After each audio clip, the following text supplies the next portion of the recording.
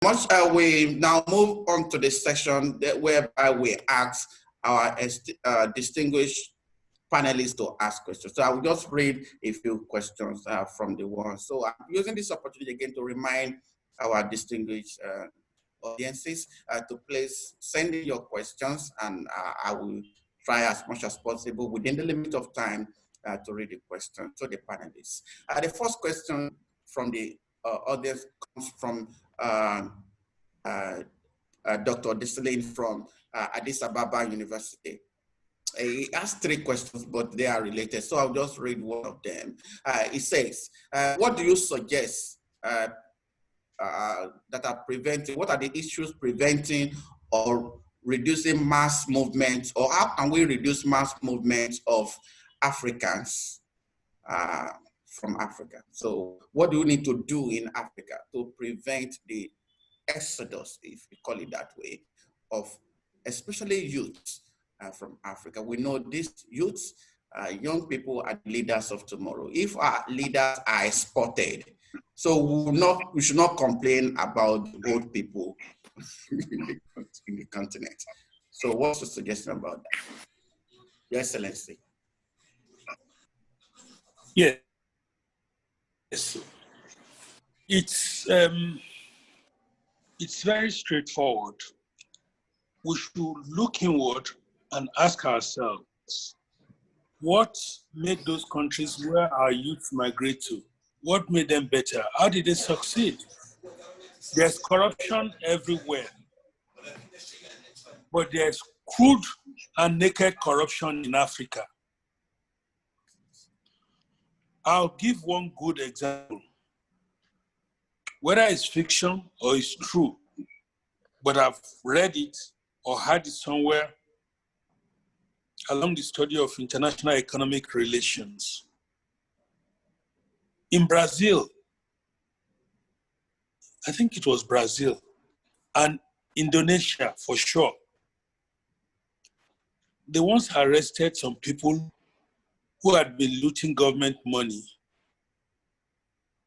And they said to them, we're not going to send you to jail. We're not even going to do anything to you. Just bring the money back and invest here. Just bring the money back. And in Indonesia, they started setting up industries and doing a lot of things, and nothing happened to them. There was a conference somewhere in Southern America, and a minister was showing his fellow minister from another country. He took him on a tour of his farm. He said, this is what I've done for myself. Of course, it was looted or stolen money. Then the man replied, you come, wait and come to my country. You see what I've done. In Africa, we take the money, we go to Switzerland, we open an account there, we die, our families don't know that the money is there, the money is dead. It belongs to the white man's country. We should first of all fight corruption. It can't be stamped out completely, it's not possible. That would be utopian, but we can fight corruption. We should work on our infrastructure. We should look at the people holding governmental positions. We should put square pegs in square holes. Look at their credentials, look at their background. Work on your industries. In Nigeria, Berek is gone, Leyland Motor is gone, Volkswagen of Nigeria is gone. How many will I mention? Kaduna Textile is dead. So many industries in Nigeria, in Lagos, I did say a lot of them have been turned to churches. I'm a Christian, but church will not bring development. It will not bring money. It will not bring employment. We have to look inward and straighten our paths and get it all right. Thank you very much. Thank you very much, Your Excellency, for the wonderful words of advice that you have given to our teeming youths. Actually, the African population is youth. The youth population in Africa is huge. and we need to harness this. And by harnessing, we mean that they need to remain here and do something meaningful. But perhaps our leaders are hindering them from just manifesting youthful energy that they have to bring about a turnaround in the continent. And I can't forget what you said about we should encourage all the looters, the corrupt people to bring back the money. This can be a focus of the African Union. That any country where resources is taken out, they should be advised to return the wealth and help to develop their countries. You imagine the wealth of Nigeria that is locked up elsewhere outside the country. If we can have all of these things back, Nigeria will not be the most, will not be the poorest country on the planet Earth. So I think this advice we need to go into the tables and the hearts of our policymakers and governments in Africa. Thank you very much. I go to the next question, and it's actually for Mrs. Additional, our financial consultants, and the panelists, the list of panelists. We have this question from Abba Sagawa. I think Abba Sagawa would be somebody from, I don't know, he or she didn't put his country name. He's advocating that you have listed a lot of things, advising governments on method that should work in promoting inter-regional trade. He said, I am thinking of something similar to SDGs of UN, but turn to our region of UN. I don't seem to understand this. He's saying that what you have said is lofty, but how can we make this to be taken as a region? You are advised that, for instance, you talk about de-risking the agri sector, and you give a lot of information about how to do this. Is it only applicable to a local context, or it can be taken as a region, as a continent? That's the question. All the solutions that we talked about, that I mentioned in my presentation, are already being done at one level or the other. The issue is efficiency and the issue of scale. Talked about agri-insurance, it's already there. We talked about rural roads, they're already there. We talked about quality standards, they're already there. So it's not as if none of them have been done at all. It's an issue of how efficient is the agri-insurance. Commodity exchange is working excellently in Ethiopia. In Nigeria, we have one that has just been crawling and has not gotten on its feet for decades. So it's not as if these things are novel, it's not as if they are foreign. They have been done, but they are not efficient, and we need to scale them. That's just what we're talking about. And when there is a concerted effort and there's focus on these things and prioritizing, and then the fact that they are committed, there's commitment across governments, because the issues we have is that when another government comes in, it throws out somebody's ideas and starts anew. So these things are not new. I'm not saying anything that is esoterical. They are things that are already being done. Let's be more efficient and less scale up. That's what we're talking about. Even credit guarantee is already being done in Nigeria and it's working well. We have an agri-insurance corporation in Nigeria and it's working well. But it's how many people can this small? What is the capital base of that agri-insurance corporation? How many people can they cover? So that's what we're talking about. We need to scale up and we need to improve. Thank you.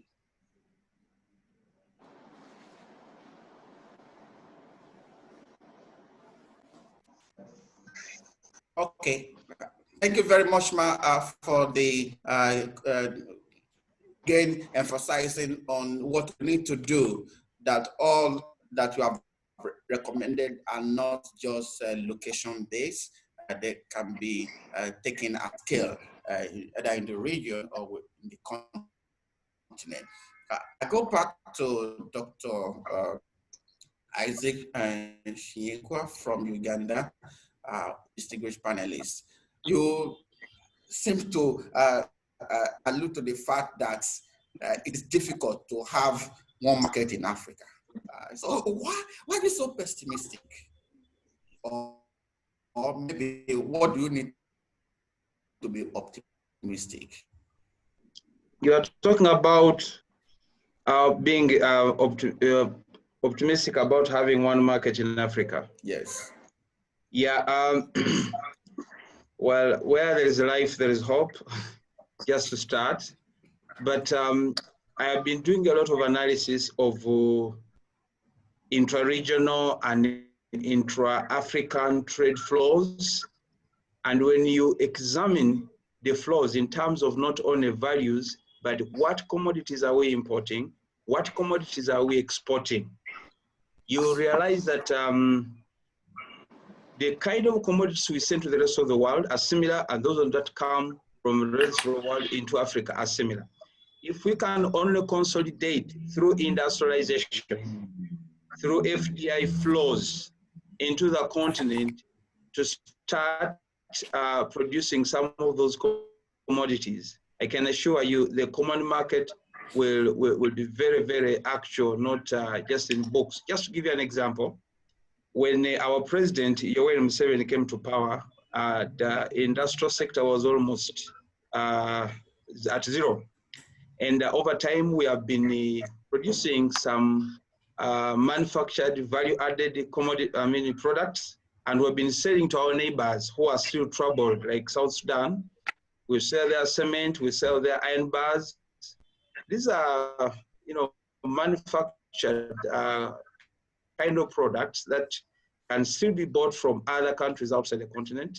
But it gives you a ray of hope that if we get our act together and organize ourselves together with 1.2 billion as a population, we can really do great at a continental level in terms of buying and selling within the continent. That's how China did it. Before they went out, they started and they leveraged their own population. So what I would think that would help us to get to that level is to get ourselves organized, to do infrastructure development in the continent, because that's very crucial, to make sure we attract genuine FDI into our continent to be able to manufacture, and to start some of the things that we have imported for I don't know how long, because the population is there to buy these things. We are importing these things from out. So why can't we do them from? So my hope and my optimism lies in the fact that we have a population, we have the resources. All we need is to get our act together. This common market will work out and take us to another level. Thank you. Yeah, thank you very much, Dr. Shiekwa, for now. I can see hope in you now. That you are now optimistic. Earlier you were very pessimistic. Now I see that. And just to tell our audience about what you mentioned, industrialization. We need to go beyond agriculture that is manual. You have to spend a lot of man hours on the field. We need to industrialize, use more of technology to drive our processes. And also emerging in Africa, we know that Ghana has this agenda, the current government has this agenda that says one district, one industry. We need to know, analyze the success story of that. I think what we lack in Africa is that we don't really have a role model as a country. If you go around the continent, there's one country or the other that's so peculiar, is something that you don't really like, and therefore it's difficult to encourage other countries to say, okay, go this way or not go this way. But I think with more of awareness, advocacy, technology, information dissemination, we'll be able to learn and leverage on our strengths. Right? Most people complain about population, especially in Nigeria. Oh, we are too many. And I want to say that. I say, what's the population of China? You know, they are complaining about that too many. I think we just need to emphasize what our strength lies in our intellect, our resources, and how to transform this history. Even the technology we think we don't have. We have people who are intelligent. You go around the world and you see who are the people driving this technology that we will come on to adopt. You will see Nigerians, you will see Africans there. So we don't need to belittle our efforts. Maybe we just need to concentrate and do much more. Thank you very much for the contribution and for the hope that is rising. Hope is rising. Thank you very much. I go to the next question, and that is for financial expert in the house. Someone said that we'll talk about migration, and one of the things that go with migration is remittances, and or transferring funds from one place to the other. This person is saying that it says, why is this so expensive? The bank charges of moving money outside the continent or bringing in money to the continent. Why is it so expensive compared to other continents of the world? Is it one of the ways to make sure that we don't bring money to the continent? What's from your experience? Do you think the bank charges are just too expensive? Is that for me? No, it's for Mrs. Additional, the banker in the house. Charges that banks charge, I think everything is going to have to also depend. I will take that question together with another question that I saw on interest rates. For the bankers, it's going to be their cost of production. If the transfer, let's talk about transfer, for instance. Why is it more expensive on the continent than in if you were doing it, transferring from the US maybe to the Philippines, or from Dubai to the Philippines? Why is it more expensive if you're transferring from the US to Nigeria or to other African countries? I think it's an issue of cost. They're going to use broadband. That broadband is going to have to be available for on 24/7. So if that is going to be the case, that means that they're going to have to put in different. They have to buy the cloud space. They have to buy all the technology and all the infrastructure to ensure that they have that service available on all the time. And it is more expensive.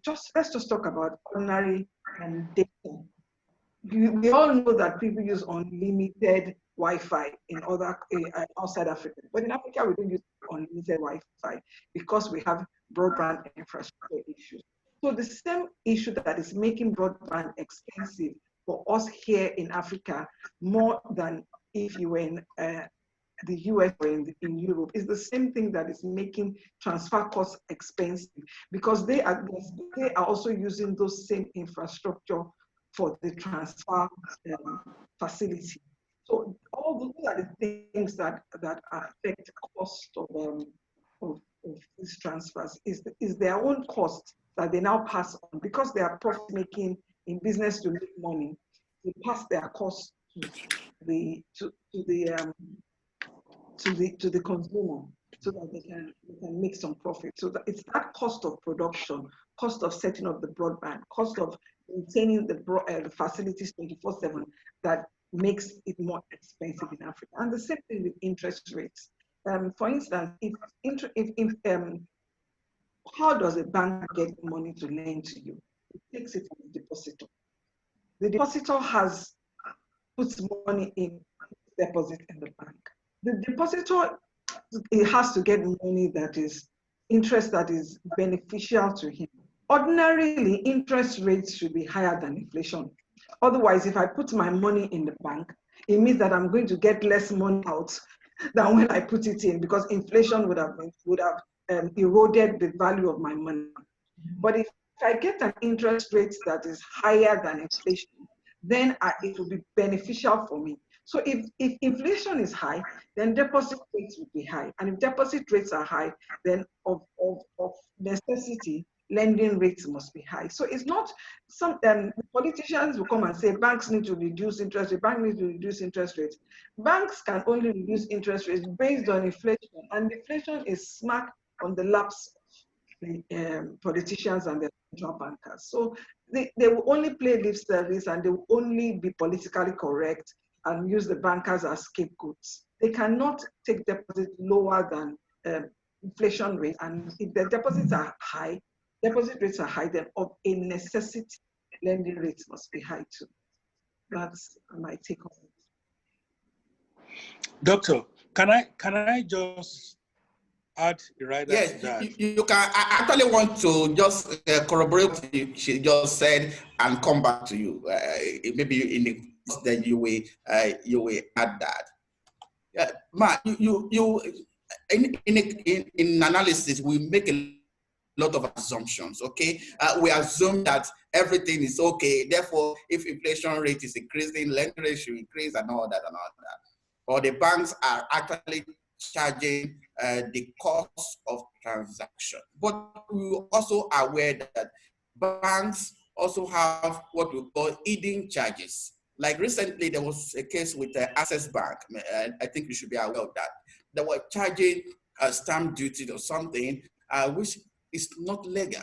So I think apart from legal charges, there are banks that are also fraudulent in some ways, are giving charging things that are not clear to the customers. Do you think this is also the case? Definitely, we are supposed to do our reconciliation ourselves and look through and confirm that, especially if you're borrowing, you should be able to look through and check to confirm that everything you're supposed to check. The issues with Access Bank were actually carryover from Diamond Bank, and we all knew that that bank had issues. You know, they were not straightforward. They were charging us. They continued right until the last day to charge all sorts of spurious, and they were always getting CBN penalties, because not only were they doing it for their customers, they were also doing it even in their interactions with CBN. So those are things that but the onus is on us as account holders to do a reconciliation ourselves. What did I agree with my bank? You know, and some of these things that we talk about, they are actually not the bank that is earning it. Stamp duty, for instance, even though it was the bank that collected it, it is not the bank that earns it. The bank collects it on behalf of the Nigerian Postal Service. So it goes straight to the federal government. It's part of their income that they use, that they're going to use for all the things that we're talking about. It's stamp duty for the Nigerian Post. So they themselves are just acting as people delivering the post. They collect it on their behalf and deliver it to them. The same with some of these ATM charges as well. They're just collecting on behalf. InterSwitch will have some. The Naira SMS charge does not go to the bank. It goes to Glo and Airtel and MTN or whoever is providing the SMS charge. So the bank is just collecting on behalf of, and you have the right to say you don't want SMS to be charged. I, for instance, I don't get SMS alerts. It's not that we have emails on the phone. Why am I getting SMS? I get my alerts via email and nobody can charge me anything because I do not use SMS. So no telecoms company is going to come and charge me for Naira on that. So many of these things, the banks are just collecting on behalf of somebody else. They are just being for collection. Okay, thank you very much, Ma, for the education. I think many people are not aware of this situation. We always think from this side that, oh, the banks are fraudulent and things like that. But with more education, I think the banks also have to step up their games. They are in the competitive market and they need to educate people that these are the things we do and reasons why we do these things. Otherwise, they will still have that doubt about them. I move now to His Excellency. I'm just thinking that we ordinarily before COVID-19, it is very difficult to get flights within West Africa or to connect the continent. For instance, if or to travel to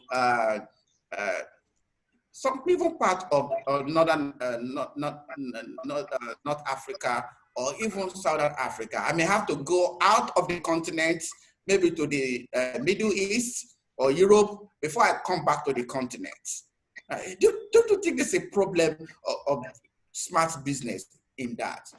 Then, aside from that, the cost of traveling, especially air travel, is very expensive. It's the most expensive continent in the world in terms of air travel. And now with COVID, social distancing, in the plane. Don't you think that would be extremely difficult for people to now travel? Maybe it's a negative for migration. What do you think? Well, I'll take the question in two tranches. I'd like to address the first one Mrs. Adeshola addressed, and I'll also welcome a rebuttal in case I'm wrong. No problems. I agree with her absolutely that some of those charges belong to the government. The countries of the North, the global North, and indeed most countries in the world depend heavily on taxation.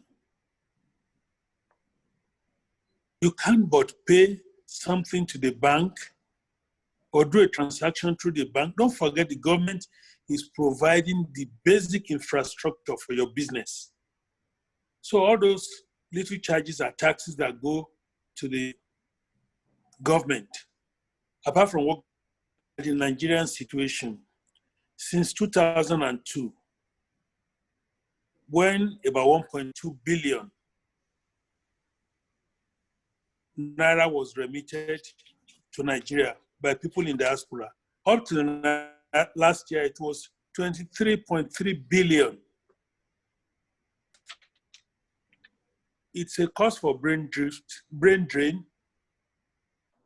These people in diaspora bring in technology.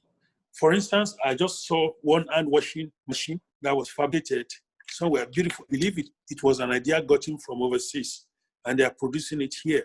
So I wouldn't say that what government charges, I mean, no service is ever free. Government charges or banks charges something, you have to give something for something. But if you compare, it's very minimal. Now to the question of flight in Africa. I think in Africa is very easy. For instance, you want to go to Namibia from Nigeria or from anywhere in West Africa. You have option of 2 flights. You can fly straight with Namibian airline.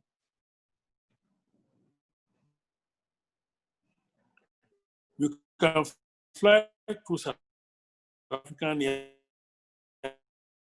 airlines, go to South Africa, like I did in the past, and then to Namibia.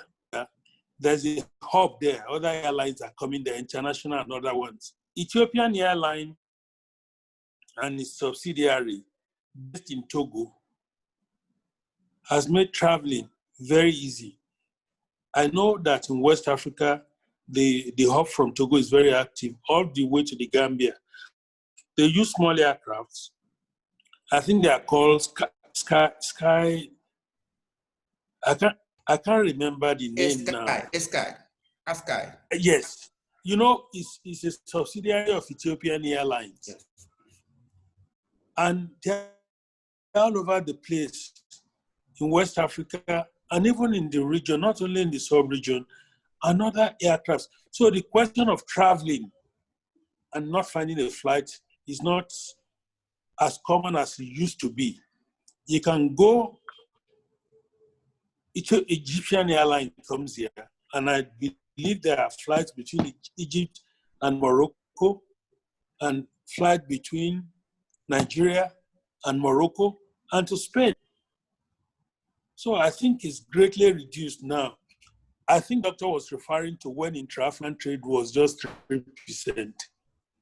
Intra-African trade over 40 years has increased greatly. So I think the problem is still there, but it's not so pronounced. Thank you. Yeah, thank you very much, Your Excellency. The problem is still there, but not so pronounced. I know to go to Malawi, you still have to go to Addis Ababa, spend 1 night there before you move. I mean, we had a meeting for 2 days, and we travel for three days. So things like that. So those issues are stay there. But I think what I can get from all our discussion today is that hope is rising. Africa is not really the dark continent of the world. we can see the light, albeit little, but again, it will soon beam to become a moon. Thank you very much, ladies and gentlemen.